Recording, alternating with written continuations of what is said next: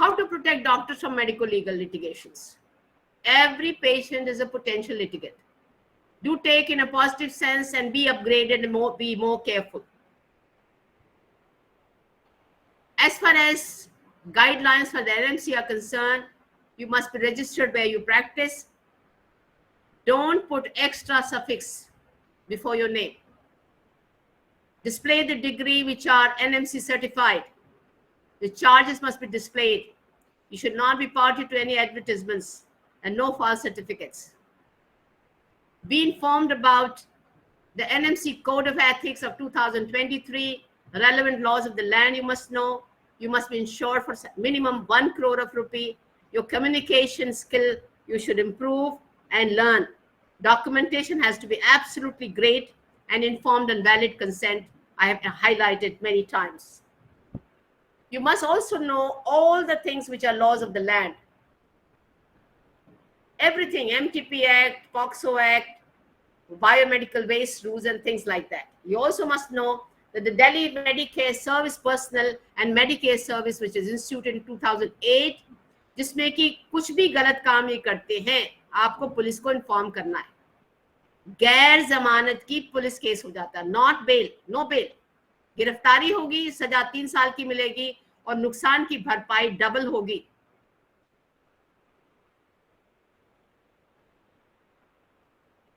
It is always suggested that the OPD records, now the government has, now the NMC has become very clear, 99% doctors don't keep outdoor record.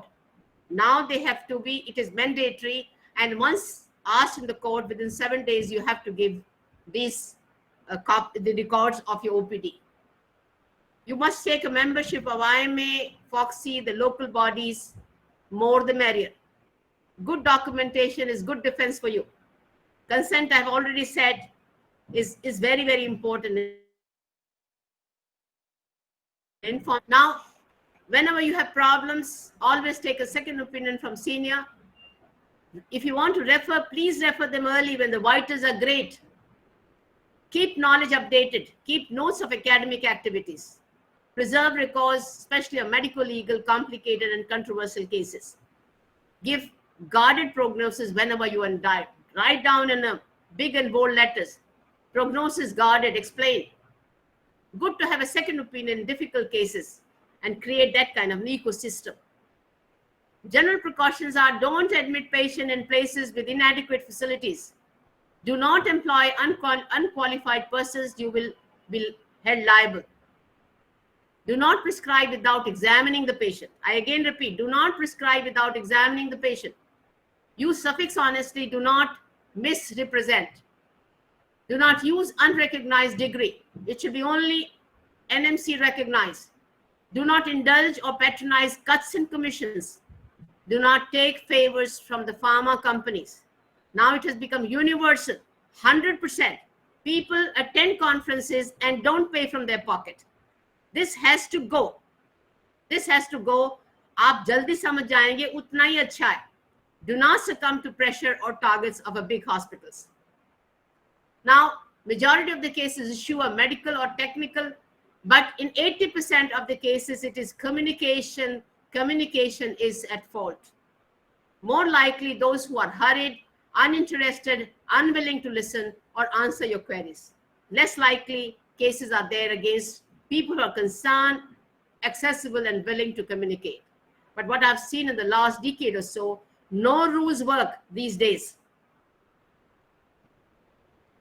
Scope of litigation is by costly treatment. Whenever there is a costly treatment, you can know that it will be there. Expect 100%, people are expecting 100% result, and there is a zero tolerance as far as the community is concerned. How you counsel, the secret lies here. Antenatal case, she talked to the doctor telephonically. Doctor advised for headache, analgesic. Patient through convulsion. She was admitted in the hospital, delivered a stillbirth. The case went against the doctor. The second case, antenatally booked patient called a doctor at the middle of night. He did not answer. She goes to another hospital and has a mishap there, sues the doctor. But again, this went in favor of the doctor. Third case, obstetric Ultrasound Doppler was done, was advised for a primary with a free-floating head. Patient did not get any investigation done, goes into spontaneous labor, and in fact, she comes in the late first stage, stuck at the second stage, and the head was not descending. Vacuum-assisted delivery was done, and 2 loops of cord were found around in the neck. The child had birth asphyxia, and she sued the doctor. In counsel, went against it, but when she reached the NMC, it went in favor of the doctor. Patient with 6 months amenorrhea, positive pregnancy test, obstetrician diagnosed that there was no intrauterine pregnancy was visualized. She performed DNC. However, the pregnancy continued, and 1.5 months later, it was ruptured, communicating rudimentary horn. Again, it sued the doctor. It went against it in the council, and later in the NMC, she was cleared.